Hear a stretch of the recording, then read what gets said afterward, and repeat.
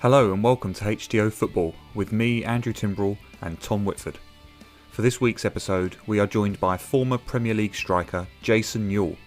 We speak to Jason, now coaching at Charlton, about his transition as a player to coach, his days with the Crazy Gang, and lots more. Enjoy.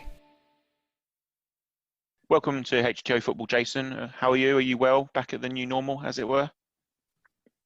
Nearly the new normal, which for me would be back on the grass coaching. I mean, we've got a possible start date for end of July, but we're obviously still waiting to get all of the protocols and everything through from the EFL and cleared by them to give us that opportunity to restart. So nearly close to the normal. You must be all missing it. Trying to stay fit and healthy regardless, and just sort of get out there as much as possible. No, I mean, for me, I've not. It's weird. I mean, I've said this to a few people. Is I've not missed it, but I just think it was. You're always going to get that time if it's during the season. You get a bit of time off of the days here and there in the end of the season. I've seen it as an extended holiday because I'm looking at it now in terms of when we do go back, it's going to be full on because it's going to be different to what we've had before. So I'm looking at it in a way of, okay, right, it's happened. Now it's a case of have this time off to get yourself ready and prepared for what's going to be lying ahead. So on one hand, I've missed it. On the other hand, I haven't because I know what, I'm not saying I know what it's going to look like, but the possibility of what it could look like once we do go back. And you know what it's going to take. It's going to take a reconcerted effort. It's going to take that refreshed perspective. Yeah, it's a good way of looking at it. We've all had to adapt in many ways, haven't we? And I think that's what it's going to be like. I think for everybody once we do restart, I think we've seen it now with the Premier League and the Championship, what it looks like on the restart, and it'd be no different to us at 23s. Yeah. I mean, obviously, Jason, you've played at the highest level. Now you're a coach, and you've been doing some board level work as well. You're on your courses. Is there a feeling of if we can go back to the beginning, Jason? As a little boy, what did football look like for you? When was the first memory of kicking that ball, or in the garden, or Jason as a schoolboy? All I can remember was I just always had a football, and that was either from when I was at my mum's house or when I was always out with my uncle. My uncle played grassroots football. Both uncles did, and I used to be with them every Saturday and Sunday, just going football. So I can always just remember just having a ball with me, and I always saw it as that is something that I wanted to do. I wanted to become a professional footballer. That was always the target. That was the goal. That was a dream, however you want to call it. But that was always what I wanted to do. So there's no pinpoint recollection of I was aged, whatever. I just always knew as a kid, I just always had a ball with me, at my feet, in my hands, and that's where I wanted to go. And growing up in Lambeth, obviously South London boy. And then Wolf Road I was, I mean, in terms of the players that came from our area, Nigel Quashie, Rio Ferdinand, Anton, and then even like now, we're looking at Jadon, Sancho, Reece Nelson. From my area as well, Carl Court, who I played with at Wimbledon and through the whole ranks at Wimbledon and went to the same school. Sean Newton was another one from my school. So we've always had, it's not bad. It's not a bad collection of players. It's a good menu. Yeah, I mean, and we've had players that haven't managed to go all the way to the top, but others have had to finish short because of injury or going to non-league. But we've always had a good background of footballers that's come from the area and gone on to be successful. Absolutely. And talking about sort of South London connection, obviously you joined Wimbledon Youth, and was it the year of or year after they just won the FA Cup, that sort of famous Laurie Sanchez against Liverpool? Year after, so they won it in '88. I ended up going. Is that sort of the end of '89? I sort of got to Wimbledon. Nice. That's when I walked through the can't say training ground. Plough Lane for a training session. Because we started off training there, which was behind the main terrace. There was concrete sort of car park or walkway out of the ground, and then one end you had a goal, and the other end you had like a sand pit and a goal, which was used for the goalkeeper training. So that was my introduction to pro football, which is not a bad thing, because that's what we were used to playing on anyway, concrete. We knew of AstroTurf as it was, but we just knew about everything we did was playing on concrete. I suppose humble beginnings for you, Jason. I guess as going into that Wimbledon youth side, and as you developed as a footballer, how did that sort of start in life shape you as a young player? Did it make you tougher and resilient and rounded? Oh, totally. So see, the younger viewers obviously might not be aware of it, but it's something to go on Google and have a look at. Was Wimbledon were famously known as the Crazy Gang. Absolutely. And I joined within the mix of that, and becoming an apprentice at 16, which is now, can go the younger ones, which is now scholarship. Leaving school 3 weeks before that, you're finishing your GCSEs, you're now going into full-time work. You're in and amongst this crazy gang. And I always say it was a school of hard knocks, and the environment that I grew up in on a football point of view helped me to be the player I was, but on a personal point of view helped me to become the person that I am now, just from all the values and beliefs that we had at that football club. Yes, people will look at it and the stories that came out from it of the mischievousness, the borderline bullying, the attitudes that we were like, constant underdogs, but it was a great breeding ground for me and many others that went on to have successful careers that came through Wimbledon. So I owe a lot to being a part of that. And even with the boys that I've walked into that building with, still very good friends now. And I'm talking as a 16-year-old. I mean, we've still got a WhatsApp group. We still meet up every Christmas, which we have done for many years. Oh, that's great. Even though some of them are a lot older than me now. But that's just the uniqueness of the bond that we all had, that we can all still be in contact after all these years. Obviously, I imagine almost worlds away from the experience of a young player, particularly like we say, we go into a club that's pretty sizable, just won the FA Cup, top club, and yet I imagine worlds away from the experience of a youth player now. Obviously, which you've got fantastic experience of at Charlton. Yeah, massively. I mean, us going in as 16-year-olds, first-year apprentices, you're straight into initiation. That's what it is. I mean, you've got your second-year scholars who you're going to be partnering up with throughout that whole year to do jobs, and cleaning boots, cleaning balls, making sure the pitch hasn't got dog doo-doo on it. I don't know if I can swear, but we were at a public training ground. That's public. Well, our training ground was public. It was Richardson Evans training field. We had 4 designated pitches, but anyone could just walk through or pass our training session. A dog can just run past, and that's how it was. So going into it, initiations, and knowing what you had to do on a daily basis to make sure that you were ready on a match day. It's even as a youth team player, making sure that you're ready, making sure that you've still got to do your jobs beforehand, make sure you do your jobs afterhand, as much as you concentrate on your game. But when you look at what I had growing up then and to what these young boys have now, it's a million miles apart, but there's still one common thread. It's football. Yeah. And it doesn't matter of what you've got or what you haven't got, is you still need to apply yourself in the same ways to try and be successful, because we can get carried away with having the whole glamorous there, but if you get lost in all of that and start forgetting who you are, you can lose that drive. Do you think it's harder as a coach then in some respects today to try and instill some of those same values of work ethic or team camaraderie or whatever it looks like when those trappings are sort of so thrown at them at such a young age? No, I mean, it could be for some, but for me, I find it quite easy to deal with, because I've always said I just give them the reality of football and reality of the real world. I can't and I won't bullshit them, because then I'm not doing my job properly. I can't gloss over it and make it look like everything's all pretty and what's it going to look like for you. It's because it might or it might not. And I have to be real with them because I'm not doing myself any favours. I'm not doing them any favours. So I have to tell them how it can be by trying to do the right things. Even if you do the right things, it might not.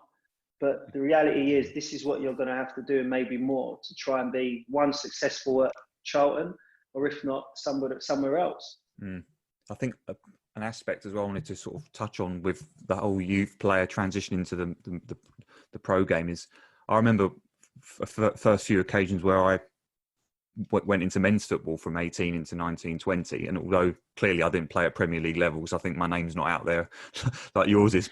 But I, as a young player, I found that quite tricky in the sort of the dressing room aspect. Jason, how did you find that as a young player going into a dressing room with all these, top pros that have got big characters, charisma, and was that daunting, or was that something that you felt you rose to?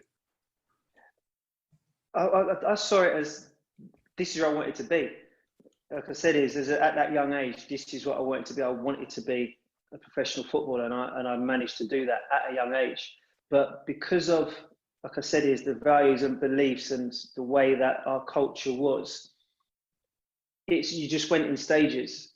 It wasn't in a way of because I was there, I couldn't get to there because of the way that I was. I was brought into that, or brought up in that environment of knowing what I need to do as an 18-year-old in the coming out of under 18s into the reserves, to knowing what I wanted to do or needed to do in the first team.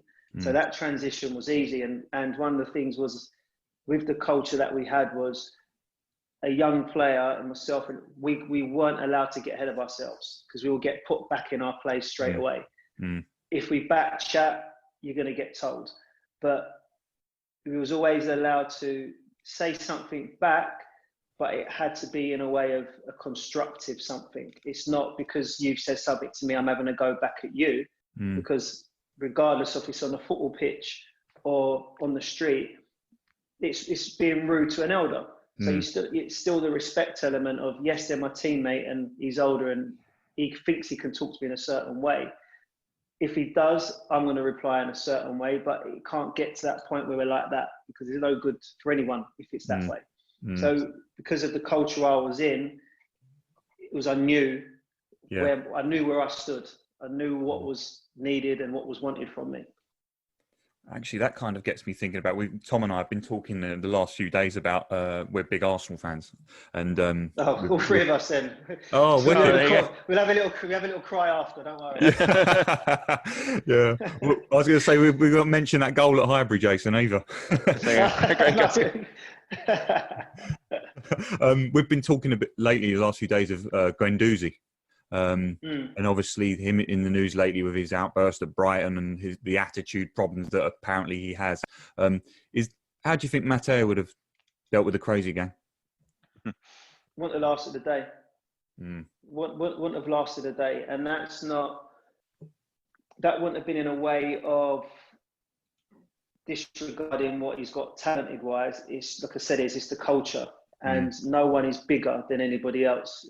Even within the group we had, people look at Vinnie Jones and think that he was the ringleader or the main man of the Crazy Gang.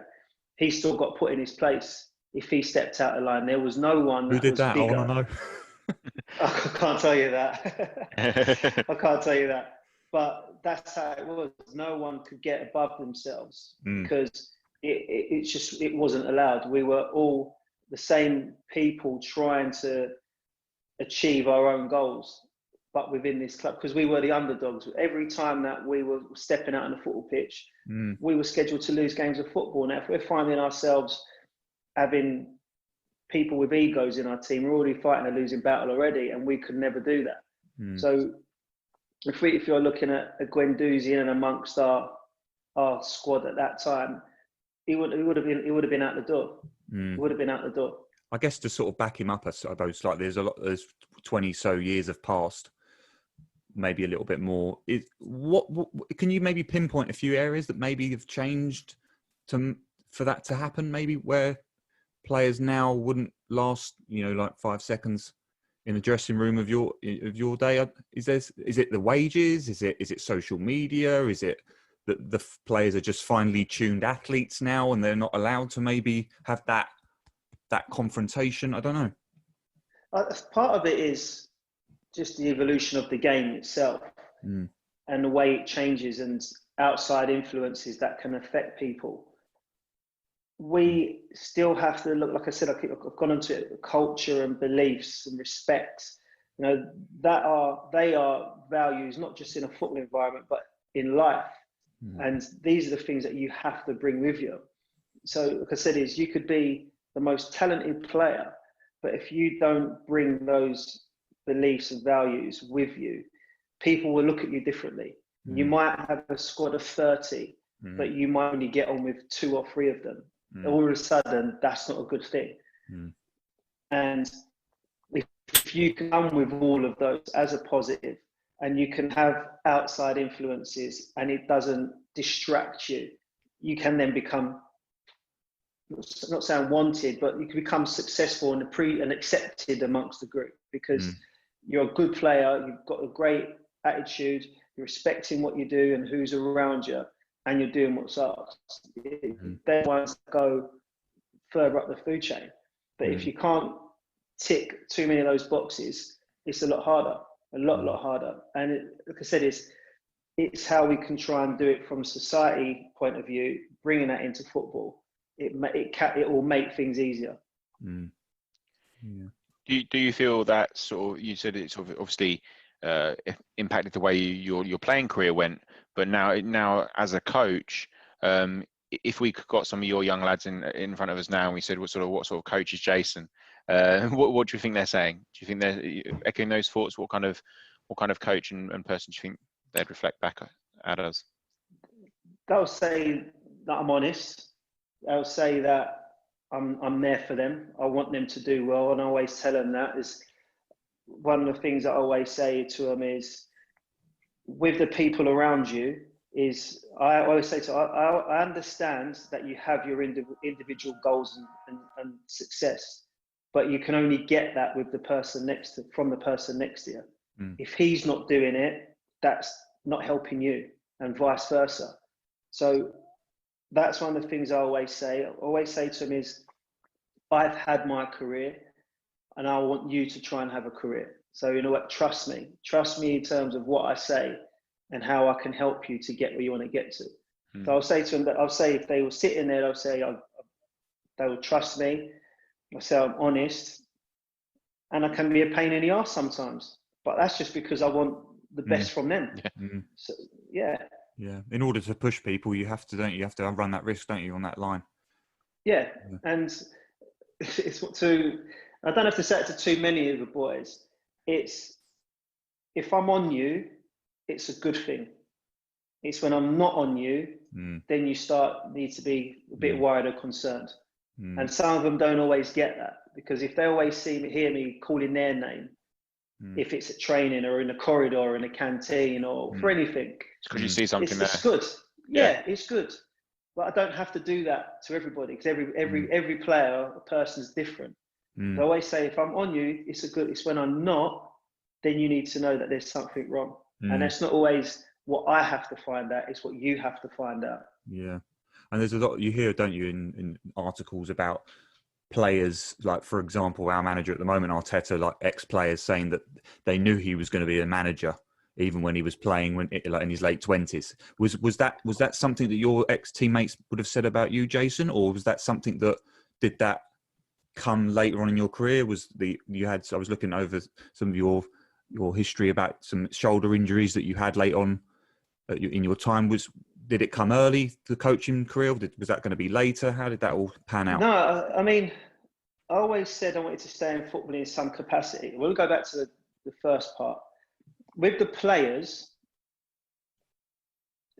knowing if I would go into it, I'm unsure on that.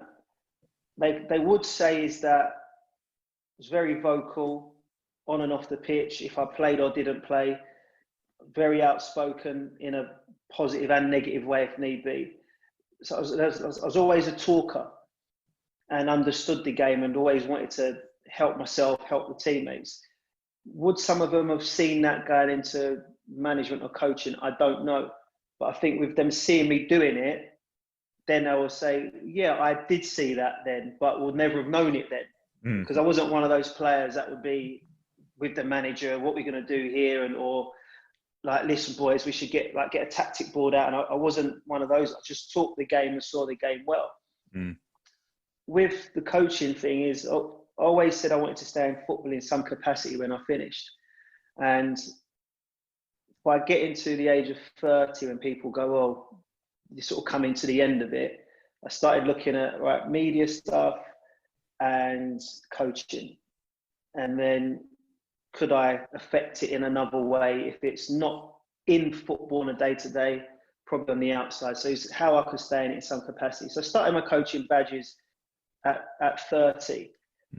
When I finished at 35, it was the choice of continue playing, or now I've got this opportunity to go into coaching with the offer I had at Charlton. What do I do? And it was, if I played, I might have another 2-3 years. This opportunity at Charlton and into coaching might not be there. If I take this now, my next journey starts from now and the longevity begins. So the conscious decision was, let's start it from now because it's here, it's at the right time, it's at a good time. And it's, right, let's go through with what I'm doing. And then from that point was just needing just to keep progressing, not so much on the coaching ladder, but also on the qualification ladder. So I'd already enrolled onto my A license at the start of that season for the following season. So that process had already started anyway. Do you feel very much that you're still part of that process? Without sort of prying too much or doing you out of a job at Charlton? Or what does your next few years look like for you? Do you think, in terms of, are you really content at where you are from a coaching perspective? Would you want to take reins of your own club soon? That kind of thing. I've always said was, when I went into the coaching, it was to get to the highest level, because I'd done that and achieved it by playing. Now, if I'm doing this route, that's the path I want to take as well.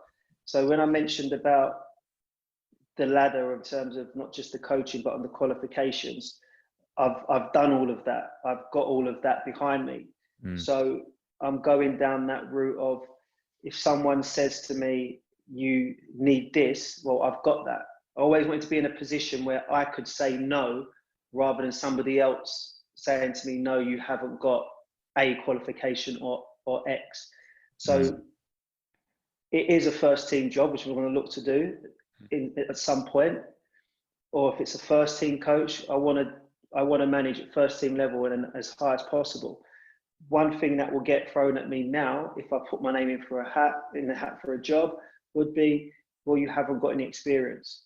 Well, how am I going to get that experience if I'm not given the opportunity? Yeah. So with all the qualifications that you've got, all of the playing experience that you've got, the only thing that can really get thrown at you would be, you're not for me, or you ain't got the experience. But opportunity, you get to know someone better, and you actually get to know how someone is going to be doing during that experience of the opportunity they get. Yeah. Do you think there's an element then of, you see some managers getting big roles very early? We're speaking about Arsenal, we're speaking about Arteta. That's obviously his first manager position is head coach of Arsenal. I wanted to get your thoughts on whether you think that A, is appropriate that players can walk into huge jobs, or B, would you have wanted to do that? You've kind of gone and got your badges and kind of, like you said, part of a process and gone through that ladder to actually, so you can feel equipped to push back on any given situation. And actually, therefore, is it right that just because they have played for a club, Gerrard walking in at Rangers, people talking about him getting the Liverpool job, when really, is that right necessarily? Some players already have their futures mapped out in terms of where they're going. So Arteta did a lot of coaching, didn't he? Yeah, but you just mentioned Gerrard there. For everything that he's achieved at Liverpool, he was always going to get talked of. He's going to become Liverpool manager. He'll get that job eventually, won't he? Yeah, regardless even if he didn't want to go into management. Yeah. But he's got talked of, well, he's going to be manager of Liverpool one day. So all of a sudden, his retirement plan is mapped out for him. And that is the same as other players. I've chose this route because I want to give myself the best opportunity to try and get a job. We can look at it in terms of lack of black coaches and managers of getting opportunities. Again, I want to try and give myself the best opportunity for that role. And my future or my retirement wasn't planned out of, well, I'm an ex-player, I'm going to do coaching, and I'm going to be manager of Wimbledon. I'm going to be manager of Charlton or Middlesbrough clubs I've played at. It's not mapped out, the retirement plan for me. For other players, it is. So my thing is, I'm doing it because that's where I want to get to. And if it's me doing it as the second, third, fourth, fifth black coach, whatever it may be, happy days, because it's an opportunity for me and hopefully an opportunity for others that are going through my pathway to get the opportunity. I'm thinking of someone like Sol Campbell, Jason, who recently has obviously just been dismissed from Southend. I thought he did a good job at Macclesfield, actually. What are your thoughts about Sol Campbell? Because I know a lot of people in the industry have been saying that with his CV, and rightly so, he could be starting off at a higher level where he did. But that might have been his choice to go in at Macclesfield to sort of sharpen his teeth. But what do you think about our ex-gunner? No, so like I said, it works differently for different people. Like Sol may not have had, like I said, the retirement plan in play. Like, so with him being at Tottenham and going to Arsenal, no one probably would have said, oh, he's going to go and be Arsenal's next manager or Arsenal's manager in time. He wanted to win a double though, didn't he? So yeah. Well, there you go. Yeah, that makes sense. He could have had it mapped out at Spurs, but then, you know. But, I mean, even for him, he might have seen it as, this is the path I want to go into coaching. It might have been a late decision of coaching or managing. And did he put his name in the hat for other jobs? We don't know. If he did, then there should be questions of, well, why didn't he? For someone that has that same caliber of record or career, similar to a Gerrard, similar to a Lampard, even to Scott Parker, someone like that, is, well, why didn't he get an opportunity? He probably looked at it as, well, if I'm not going to get an opportunity at the top, I'm going to take one at the bottom. I just want to give myself an opportunity to see what this is like. I want to try and build something at a club. Yes, he went in when they were 10 points off of it, managed to stay up. Didn't get a chance to build, but he had the experience, but he got the opportunity first. But should he have probably got a higher position? We don't know. I suppose based on the current climate, I guess he should have, I suppose. But yeah, right or wrong or not. Yeah. I think coaching at the moment, there's this feeling of managers not having enough time to even settle into a club. But the average tenure now is probably, we're looking at around about 7 or 8 months, maybe in some leagues. There's so much turnover, isn't there? Well, how do you feel about that? Is that something would you worry about that going into the managerial game? That 1 minute because you strike me as someone that's really like dedicated and are really earning their stripes, Jason. But when you get to a club and then within 3 or 4 months, there's pressure on you already because you haven't won a home game in a month or something, and then all of a sudden, people are calling for your neck, aren't they? No, I've prepared for that. I've prepared in a way of knowing what it could look like. I've been in the academy side of the game 8 seasons now, and I've always said is, unless you do something stupid, that's how you lose your job, because there is security there.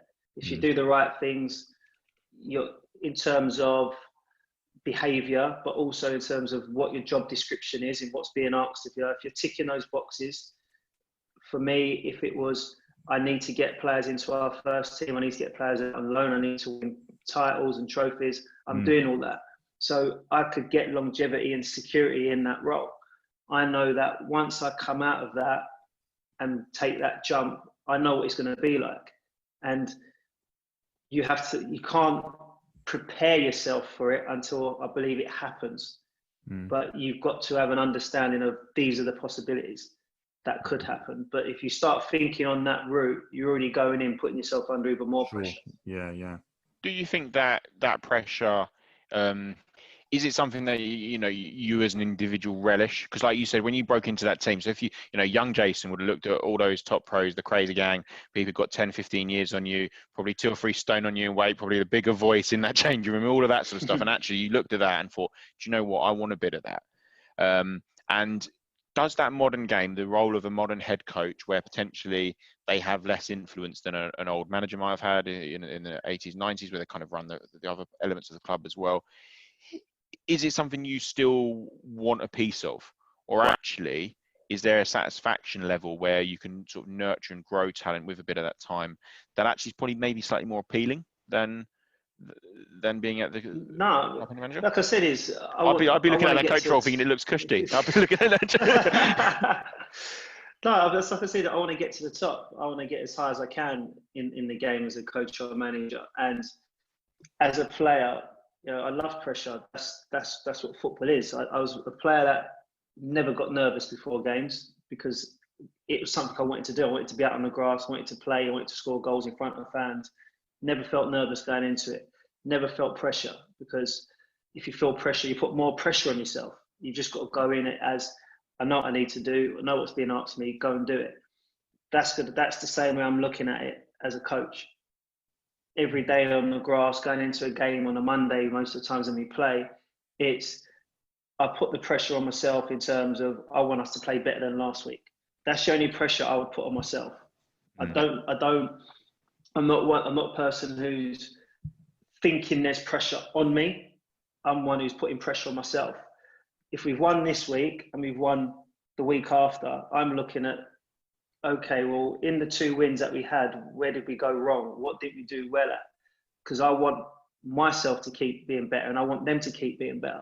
And that's going to be the same if I get the opportunity of coaching at that level of wanting to keep doing well all the time. Pressure is a brilliant thing to have, because you get to find out a lot more about yourself and how you deal with it. Yeah. Because every game is a different game of football. Yeah. Every moment on the pitch is a different moment on the pitch. It even comes to you arguing with referees. Much as I hate arguing with referees, sometimes you have to. But it's, what do I get out of that after I've had that argument or that little rant at him? What's my emotional state like? Am I then putting pressure on myself to have to do better for the team? But I see it as the pressure, it's going to come with it. It might come even more from other areas of, it's another black coach, we haven't got too many of them. Would the spotlight now be on me even more because you're the next black coach out there? Again, wouldn't faze me. It is what it is. I can't dictate what everyone else thinks. I can only manage and control what I can control. And I guess, like you said, if you're the 3rd, 4th, 5th, 6th, 7th black managers to make that in the Premier League, well, it doesn't kind of, to you, it doesn't make a difference, because ultimately for you, you're preparing yourself to achieve what you can achieve. Yeah, exactly that. Exactly. Talking of pressure, we'll quickly we'll touch on Charlton before we go, in terms of some big pressure games coming up in the next few weeks and then the first team. But Andrew's going to put you under a little bit of pressure and fire some. We're going to have a little rapid counter attack, sort of 7 or 8 quick fire questions, and you can answer some quick answers. But hopefully some fun ones. Right. Okay. So first up, best Premier League goal scored by Jason Euell. I would say my first league goal for Charlton, because the go in there is record signing. Yeah. Again, you talk about pressure. Yeah. I hadn't scored in the league for a while. Got rested by Curbs because he thought the pressure was on me. Outrageous. And but then just getting that first Premier League goal. Nice. We were actually just looking at the other day, weren't we, Tom, about the transfer record fee, Jason? I think that might still be the record, club record. Apparently it still stands as a cash payment, but because when Benty went to Tottenham, I think there was some add-ons on there, and it might have but people are still going, it is what it is, because it's a cash payment and all that. Yeah. I'm surprised that's still standing, Jason, to be honest, with the modern game. Yeah, so many years later. You're killing our rapid questions, Andrew. Do you know what? This happens after every first question, doesn't it? Yeah. Right, go. Next one. Best manager you've played under? I've not got a best, because they're all. I've got a worst, Can I go worst? Yeah, go worst. More controversial. We just won't tag them in the tweet. Egil Olsen. There you go. Okay, fine. Favourite coach in the modern game?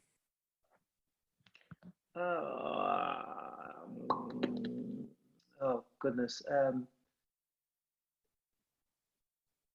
In terms of on the touchline, we go manager or coach here? Either or. Either or. I'd say Pep. Just say Pep. It's easy. Yeah. So this is an interesting one. True or false, Jason Euell? Jason Euell has scored the most Premier League goals of a player beginning with E as their surname. True. I get that one through on Google. Yeah. Nice. 56. Yeah. Who was next? Do you know? Yeah. No, but I always know that it comes up like Euell, Earl, Akuku. Yeah. Ekiog's name gets put up there. Who else is there as well? I think it's Akoku. I think Akoku's second with 52. Akoku's second, yeah. You just sneaked him though. It's fine. Right. This is always a deal breaker. To suppose we could end the meeting on this one if it goes wrong. Messi or Ronaldo? Oh, Messi. Good man. So we're still recording. Yeah, don't worry. I'm Messi. Most exciting under-20s, under-21s English player coming through that we need to look out for? Or your favourite? Because there's so many great ones at the moment, isn't there? You got another question? Okay, yeah. That's a difficult one. Yeah. There's a lot of good ones coming through. Yeah. I mean, obviously, as an Arsenal fan, you've got to go Saka, but I don't want to lead you. I don't want to lead you. Just like. Yeah, I work with Bukayo. No, again, another good one. We're in a great position at the moment. England, yeah, we are. The amount of young talent we've got. At the thought of Foden, Saka, Trent, Greenwood, it looks pretty fascinating, isn't it? Yeah. And then the last one, we've got 3 dinner guests or takeaway round at yours. You've got in the football business. Dead or alive. Who are you going for? Dream dinner guests. I would go right. Go righty. Yeah. Because that'll be jokes as well. Plus, I'm waiting for him to become the Arsenal manager as well. Yeah, well, it would probably be a car crash, but I love Ian. He's my childhood hero. So. It has to be righty. It has to be him. Pele. And and I would say Glenn Hoddle as well. Glenn Hoddle, great player. Because he was always. People ask me who's the players you looked up to. Righty was one as a centre forward. Glenn Hoddle, centre midfielder, and John Barnes as a left midfielder. Because centre midfielder and left midfield positions that I grew up playing. Right. Okay. I only played as a centre forward for Wimbledon when I joined them. So from the age of whatever it was until 16, every position I played in was as left midfield and centre mid, and they're the two I looked at. I mean, nice players feeding you and righty, wouldn't it? Hold on, Barnes just feeding you, and you'd both score 100 a year. A bit of a dream, wouldn't it? 100 a year. I mean, you touched on your we brought it up earlier, but the Arsenal links, your goal at Highbury. How was that, Jason? What was that like? It was a turn up for the Bucks 4-2. I mean, you battered us that day, didn't you? I've got a picture. Well, I've got a picture on the wall when Klaus scored his chip. I've got that on my wall here with Henry bending over, just looking at us celebrating. Just wonder what he was going to say then. Yeah. Do you know what I see it? People always say, "Oh, what's it like when you're playing against Arsenal and you support them?" And I'm like, well, it's just work. And that's how I saw it as. I don't see it as because it's them I've got to play differently. It's work, and it's just one of those scenarios where it just went our way. I mean, we could have been 4 or 5 down by the time they scored. The time we scored, but it was just one of those days where everything worked for us. But I thought that was our double season, wasn't it? It was our double season. It was, wasn't it? Yeah, because I remember watching that, thinking, "What is going on here?" Like, I was going to say, it didn't really hold us back. Didn't hold us back. Never letting goals anyway. It anyway. didn't slow you down. No. It didn't slow us down. It didn't slow Went you on down. to win the double. Yeah. Speaking of Charles, I'll tell you, sorry. Yeah, go for it. Quick story on that as well. I had done an advert for Orange about a couple of months before that, where I was seen celebrating a goal at people that knew what Highbury looked like will know I was running out of that stadium. So the advert was about me celebrating a goal, running through the streets. A fan gets the text message on his phone, and then we both celebrate together. So it was about the new text message servicing when the goal scored. So everyone knew that stadium was Highbury that I run out of. So that came out in the cinemas and on TV, and then 2-3 weeks later, I'm actually doing the actual thing. So even better. Real life, prophetic there.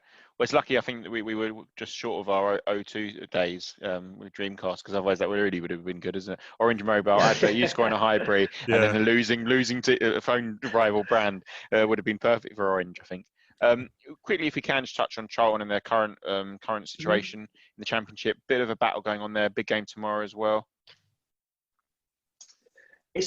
What works for us, I hope at the moment, obviously, because Luton and Huddersfield are playing, you would either want Huddersfield to win, which pushes them further out of the way and puts Luton further in danger, or more certainty to go down. But we've just got a team in Reading tomorrow where you don't know what type of Reading's going to turn up. They're a team at the moment that got nothing to play for, but on the flip, they have got something to play for because it's Mark Bones, a newish manager, but they're all still playing for places for next season.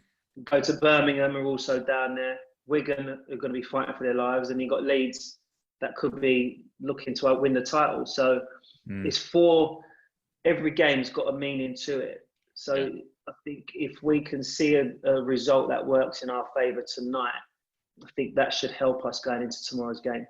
Yeah, absolutely. And it's interesting to say that about the nothing to play for. I think in years gone by, when there's been teams with nothing to play for, the big reason is the crowd. You can go and it could be a flat atmosphere, and the team that really wants it or needs it, their fans really help them get over the line. And at the moment, obviously, no fans, but B, teams got nothing to play for. It's very hard to predict what kind of team are going to turn up. They might really have shackles off and actually play some really good stuff. Reading have played some really good stuff at times this year, but equally it could easily go the other way, couldn't it? Just to quickly, another club close to your heart, obviously 18 years, isn't it? I think since the Plough Lane return is on the cards, Jason. That must be quite emotional for you.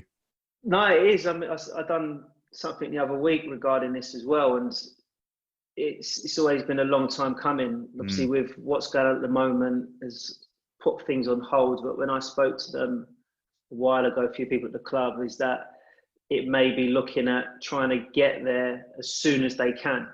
Right. Sometimes you look and think, well, if you're not going to have any fans at the stadium, just drag it out a little bit longer, because something could be different in the new year. Like it could be January, could be your first home game if fans are allowed back in the stadium. But I went past there 2 weeks ago, and it's looking good. From the side that I drive, you see more of the development of the houses and flats. But just knowing that it's a stone's throw away from the actual Plough Lane, it's been a long time coming, and fair play to all the fans that have just stuck by it, of wanting to bring them back home. Yeah. Well, that could be a nice one, though. Imagine you lead the troops out Plough Lane when they hit the Premier League. That's Jason Euell as your manager there. I thought he was going to say playing. No, leading them out. Leading the troops out with his armband on. Yeah, you can just snatch it. You can say, look, just for the first 2 minutes, then you'll sub yourself off with the 5 subs. With the 5 subs, you're allowed. No, but that could be the 5 years time, couldn't it? That'd be pretty nice, pretty special all round.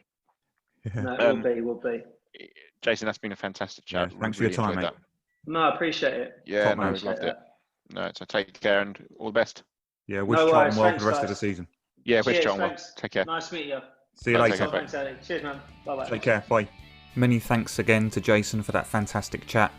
Tom and I wish him well for the future at Charlton and beyond. For more information, you can find us on Facebook, Twitter and YouTube at HTO Football. Feel free to leave your comments on this episode. Take care, guys.